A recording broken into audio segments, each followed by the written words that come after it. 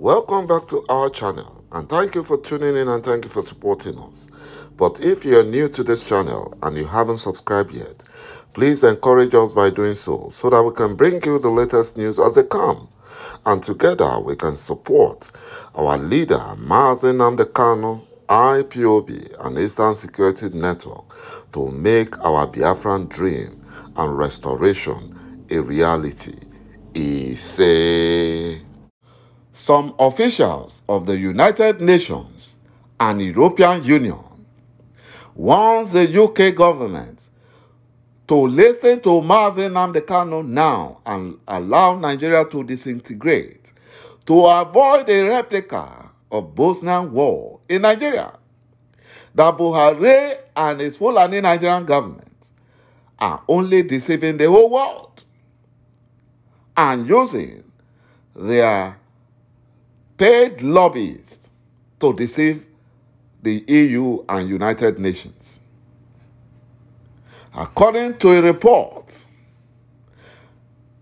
the United Nations and European Union officials reacted after a Yoruba leader, Gani Adams, the ŁΚΙ of Yoruba land, raised the alarm and wrote these world organizations and European embassies about the dangers of Fulani Janjaweed and their terrorists.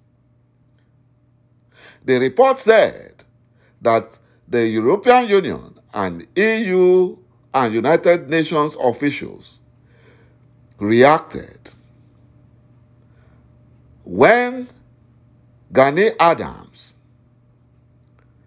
wrote the EU and United Nations and European embassies that Nigeria may disintegrate soon, that Fulani terrorists are overrunning every part in Nigeria unchecked, and Buhari impostor is doing nothing to stop them. Gani Adams warned that Nigerians were being pushed to the limit as the Fulani Janjaweed terrorists in the North region are now engaged in a war of attrition all over Nigeria.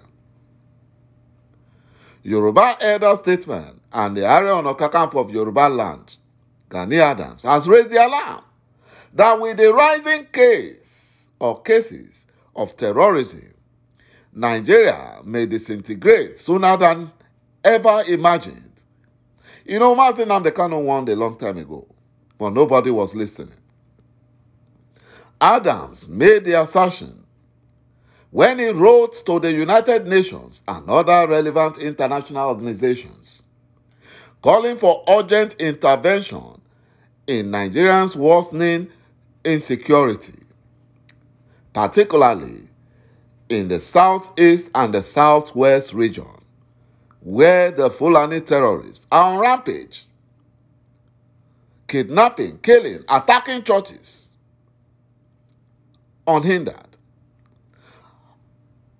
Gani Adams, in a letter captioned, "Avoiding a replica of Bosnian war in Nigeria," and addressed to the Secretary General of the United Nations, Mr. Antonio Guterres, European embassies, African Union, United States departments, the International Association for Religious Freedom in United Kingdom, Council on Foreign Relations, and other international organizations, warned that Nigeria is sitting on a time bomb because a Fulani terrorist jihadist is now Nigerian president.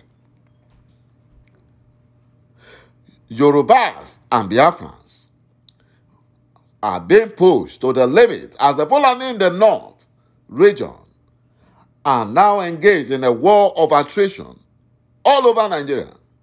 According to the letter, Adams said, "As you and hundreds of millions of people globally are aware, things are no longer normal in Nigeria.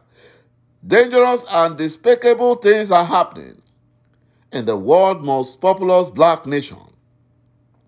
What happened in defunct Yugoslavia that led to the balkanization of that country is becoming like a child's play in Nigeria. Pitiably, Fulani terrorists moving from northern Nigeria to the south are being embraced, encouraged, and empowered by the Fulani Nigerian government. The effect of this dangerous trend may ultimately balkanize Nigeria and affect sub-Saharan Africa. Similar alarm was raised in the defunct Yugoslavia, and sadly, nobody put in checks or check the protagonist whose action led to the massacre in that geographical location. The lackadaisical attitude by those benefiting from the national malaise led to Bosnian War, which began in 1992 and lasted until 1995. It was an international armed conflict that took place in Bosnia and Herzegovina between 1992 and 1995. Ironically, Nigeria's president is a Fulani terrorist. The Fulani have been fingered in abduction, kidnapping, and killing in northern Nigeria and Biafra land. Now they are gradually moving to the south, and the danger is that people in the south are already determined to engage the Fulani terrorists. This might lead to a full-scale war greater than the Nigerian genocide civil war against Biafra in 1967 to 1970. In the last few weeks, the Fulani terrorists have expanded their evil network. Deborah Samuel, a 200-level student of Shehu Shagari College of Education, Sokoto, was killed and her body burnt by bloodthirsty fundamentalists, Fulani terrorists, because, according to them, she was guilty of blasphemy.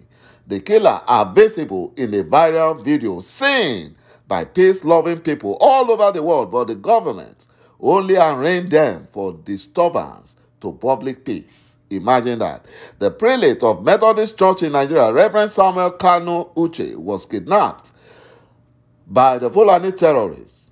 According to highly respected man of God, Fulani boys who are terrorists kidnapped him, and they collected 100 million naira cash arranged in 5 bags, which is about $166,000, before he was released. Security agents are stationed near the location of the abduction, but they did not move against the Fulani terrorists. ŁKIKAN Bishop of Jeba in Kwara State, Reverend Oluwaseun Aderogba, his wife, and their driver were kidnapped by the Fulani terrorists, and they demanded millions of naira before their release. The chairman of Christian Association of Nigeria, CAN, in Just East Plateau State, and a Catholic priest, Reverend Father James Kantoma, was also abducted by Fulani terrorists. In a most wicked manner, Fulani terrorists wielding AK-47 assault rifles and explosive attacked a congregation at St. Francis Catholic Church in Ondo State, killing over 100 people, mostly children and women. The Fulani Nigerian government have traced the killing to Islamic State, which is a big lie. They were using that to cover up for their Fulani terrorists, although it has not told Nigerians and family members of the victim how it intends to arrest the Fulani terrorists. Another evil traced to religious fundamentalism was that of a prostitute, Hannah Saliu, who was killed and her corpse set ablaze at Alabarago in Lagos because she had the effrontery to keep the Holy Quran in her room. Those abducted in Abuja Kaduna train attack in March are still with the terrorists. Just a few of them have been released.